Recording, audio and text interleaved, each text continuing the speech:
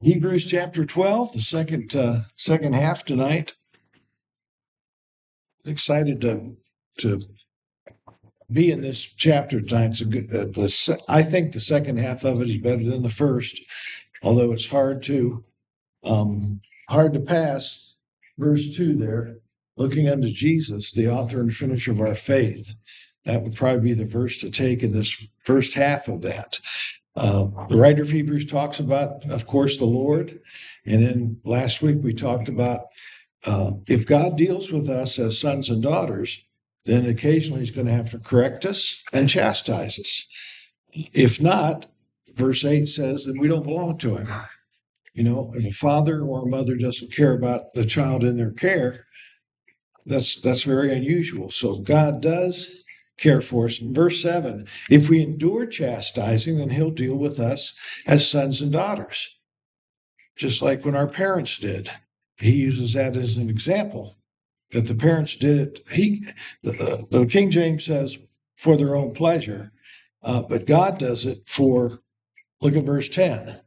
For verily a few days chastened us after their own pleasure, but he, speaking of God, for our profit, that we might be partakers of his holiness.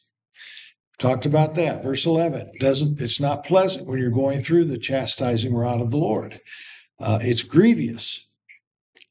Nevertheless, afterward, it yield the peaceable fruit of righteousness unto them which are exercised thereby. If God chastises us and we don't learn anything from it, then that's on us. I'm not saying he won't try again to get the message to us, but once we get it, then it yields the fruit that's been exercised. It's just like a body. When you're training, anybody who's ever trained for anything physical when we were younger, I remember 1 year playing football years ago, and there's a hill at East High, and they call it running the hill. Sure, Mogador has their version and other places, but up and down that hill, that was not joyous. It was grievous. But guess what? Afterwards, it yielded your wind, your stamina, your leg strength. Same with the chastising rod of God. He doesn't do it to be mean. He does it to correct us and strengthen us. Now let's go on. Verse 12. Wherefore, lift up the hands which hang down and the feeble knees. I always wondered what this verse meant. And make straight paths for your feet, lest that which is lame be turned out of the way, but let it rather be healed. I believe what he's saying there is if you're down, hands hanging down, you don't feel right, get closer to the Lord, and that way you're more rejoicing in the joy of our salvation. I know every one of us has experiencing the joy of our salvation, but we've also experienced it tough times, bad times. Melissa and I were talking earlier today, and she mentioned a desert season. I hope you know what that means. There are desert seasons in your Christian life which are dry. It's like, Lord, I can't get comfort from your word like I did. I can't get comfort from the music, can't get comfort from the services. It's a dry period, just like you're in the desert physically and the desert spiritually. When you come out of that dry season, usually you've learned some lesson during it. And looking back, you could say, oh, that's why I went through that. That helped me learn how to deal with other cases and how I would react later, because I learned then. And again, it was grievous. It wasn't pleasant. Verse 14, follow peace with all men and holiness, without which no man shall see the Lord. You read that again. Follow peace with all men and holiness, without which no man shall see the Lord. Looking diligently, lest any man fail of the grace of God, lest any root of bitterness springing up trouble you, and thereby many be defiled. What's that mean? The idea behind that phrase in Greek, looking diligently lest any man fail the grace of God, it means not keeping up with the grace of God. Like mentioned a minute ago, the desert season, you just don't feel like it. And if you go always on feelings, a root of bitterness can spring up. You can get upset about something, right? And you're bitter about it and it troubles you. But notice the last 3 or 4 words, and thereby many be defiled. When a believer in a New Testament church has bitterness, it's going to affect others, right? We can usually see it on someone's face. If they're bitter, he's saying, don't, keep up with the grace of God so that a root of bitterness can't get inside you. That's not always easy to do. Here's the example now, verse 16. Lest there be any fornicator or profane person as Esau, who for one morsel of meat sold his birthright. For you know that afterward he would have inherited the blessing. He was rejected, and he found no place of repentance, though he sought it carefully with tears. I reread that story earlier today. It seems strange to me that Esau gave so much up for some stew that his brother was making, some porridge, some stew. But his brother tricked him. Jacob, whose name means deceiver, said, "Give me I'm hungry." Esau said, "He just come back from hunting. Give me your birthright." Unless you think that was a small thing, the birthright that their father was going to give the oldest entitled them to a double portion of their inheritance, and they were to lead the family in years to come. The eldest became the leader. So Jacob tricked Esau when he was hungry, and the damage was done. His father pronounced a blessing on the wrong son because the wrong son tricked him, fed him the type of food that Esau would have fed him, and he gave him the blessing. Well, then, if you read this, it says, afterwards he would have inherited the blessing. He was rejected. He went to his father and said, "Father, you've got to give me a blessing." He goes, "Your brother deceived me and tricked me, and I already gave him the blessing. Now you're going to serve him." Remember the scripture, the elder shall serve the younger? You say, well, that's not fair. Well, there was consequences, verse 17 tells us, for what he did. Even though he cried and pleaded, it wasn't going to undo the blessing. Now, God worked that out so that Jesus came through that line of Jacob. So it worked out, but it sure didn't seem pleasant to Esau at the time. And as you know, they fought their whole lives. So even though he would have got it, he went to his father and he begged him. And his father gave him a blessing, but the blessing he gave Esau was, "You shall serve your brother."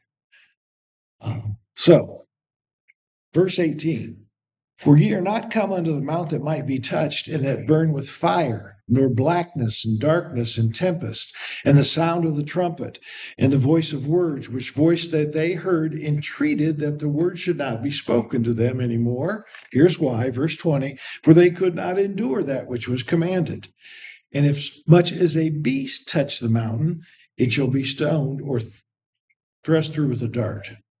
This is when God said he was going to come down.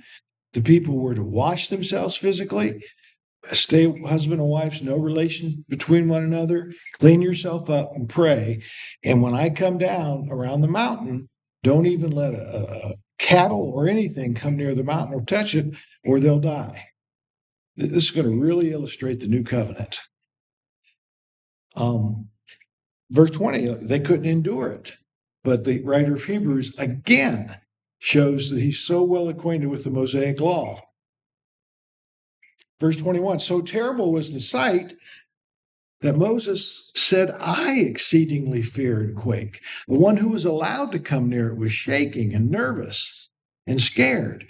I mean, they had no special effects. They had no theaters back then. This was God coming on a mountain with what he mentioned earlier: fire, blackness, loud noise. There was a reason for that. God had to get their attention and say, hey, Moses is my man.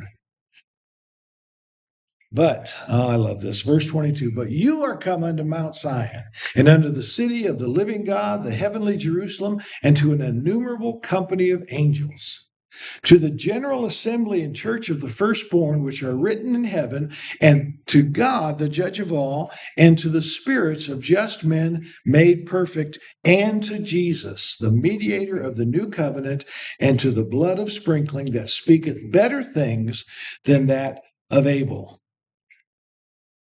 So, verse 22, he's recounting when God came down and spoke to them, and they had to stay away from the mountain, clean themselves up, wash themselves. He says, but now we are, as we know from our earlier study in Hebrews, it says, come boldly to the throne of grace that you may be able to find help in time of need. Talk about a difference. Remember, only the high priest could enter the Holy of Holies. We've been over that. Now you and I have direct access to that holy place, and we're invited to come boldly. Now, that verse doesn't say come obnoxiously, but it says, I'm here to help. I'm here to help, God says now. And when we come to him and pray, he says it's to an innumerable company of angels. There are only a few angels involved in the mountain when God came down. Now he calls it innumerable. You can't even count how many angels, which are, verse 23, the general assembly and church of the firstborn, which are written in heaven. This is believers.